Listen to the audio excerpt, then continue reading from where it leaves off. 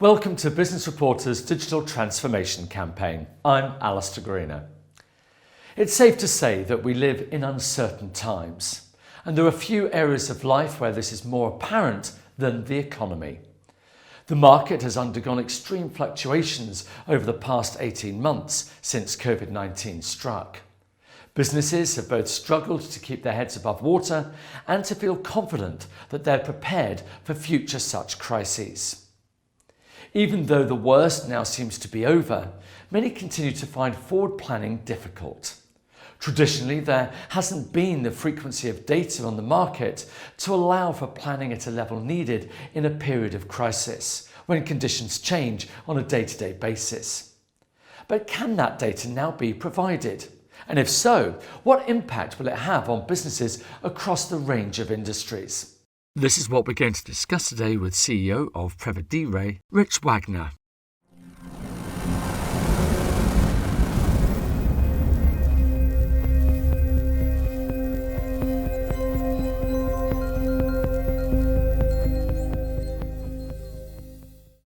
Now, since COVID-19 struck, businesses have been struggling with acute levels of economic volatility.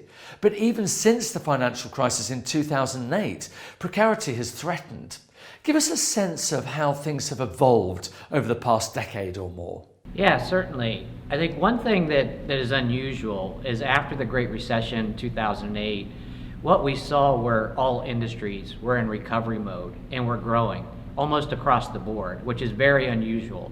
And it lasted about a decade, if not longer. And this would really allow people to be able to forecast their business with some, good accuracy and consistency that we'd never seen before. However, there's always, one or two industries that would behave differently. Maybe it was a slowdown in China automotive or housing that came along, slower pace than others where they needed some help. But really, it was unprecedented times from 2008 until recent years that things were growing.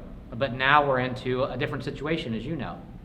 What are the key problems that businesses have faced as a result of volatility, especially when it comes to planning for the near future? Yeah, with the volatility that we're seeing today and have been seeing now for, multiple years, is something that is really causing companies to reevaluate their forecast process and their inputs into that.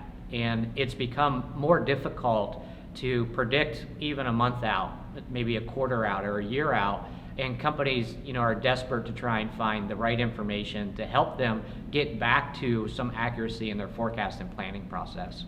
Have they traditionally had the tools to master that kind of fraught, crisis-laden planning?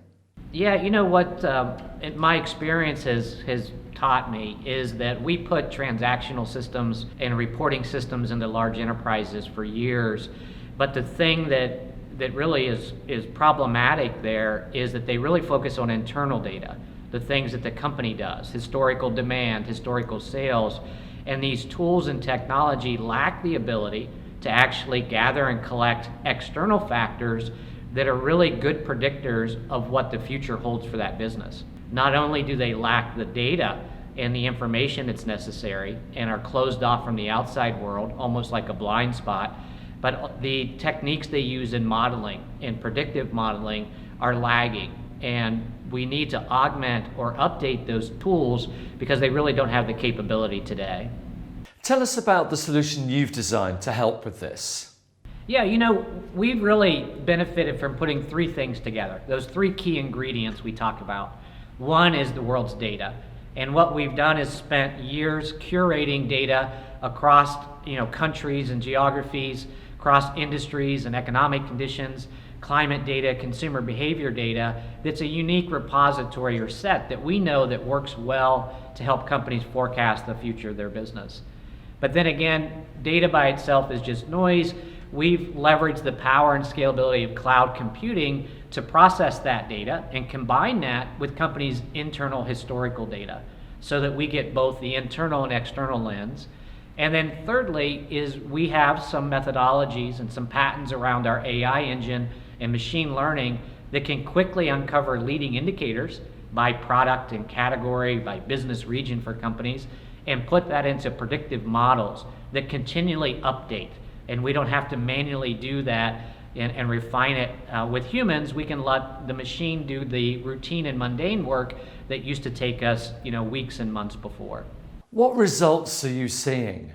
Yeah, what we've seen for companies that have been around, 5 or more years and established industries and markets, we can build extremely accurate baseline forecasts to give them an idea of where their business is heading for months in advance and sometimes years in advance. And we've actually seen it in many cases to be just a percentage point or two off of really what's going to happen for that business. So we've went from the average company, missing their forecast by about 10 to 12% to really cutting that in half or better for companies so that they have a great starting point, not only in accuracy, exactly what's going to happen, but also directionally. Are we going to continue to see growth, or is decline coming for this specific product in this specific market? So sometimes it's not just about accuracy, but it's about understanding the business cycle and preparing for it for better returns and results. There are inevitably going to be concerns over whether there's a guaranteed return on investment for this kind of service. How can you allay those concerns? Yeah, econometric modeling, which is really the base of what we do, it's taking external factors plus internal knowledge and building a more holistic forecast. Well, that's been known and tested by experts for decades to be the most accurate way to plan for your business. And it makes sense, right? You have more of the right ingredients. The ROI comes in many fashions, but first let's think about the CEO and CFO and the major decisions they make. Well, they're based on their vision of the future. And if they get that wrong, there's a huge snowball effect. Excess cost, right? Excess inventory, maybe staying in markets too long that are declining, overstaffing, double shipping products. All those things happen. So it's pretty easy to understand, and our customers do. If I had more of the right information, I would certainly use it. And for me, it even gets more granular as we go down inside the organization and think about products and category forecasts and making sure those are accurate for the operational teams. There's lots of hard dollar ROI when you get things right. Also, there's a lot of excess cost and decrease in profit when you get your forecast wrong, which is pretty known throughout our customers and business leaders.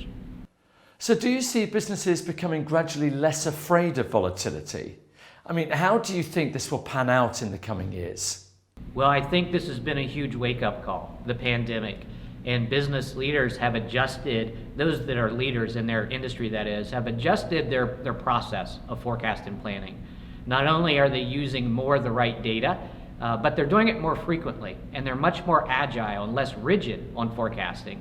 So we've seen companies that may get together once a quarter or every 3 months to forecast and plan their business that are literally talking to business leaders about external forces every week and then updating those forecasts monthly.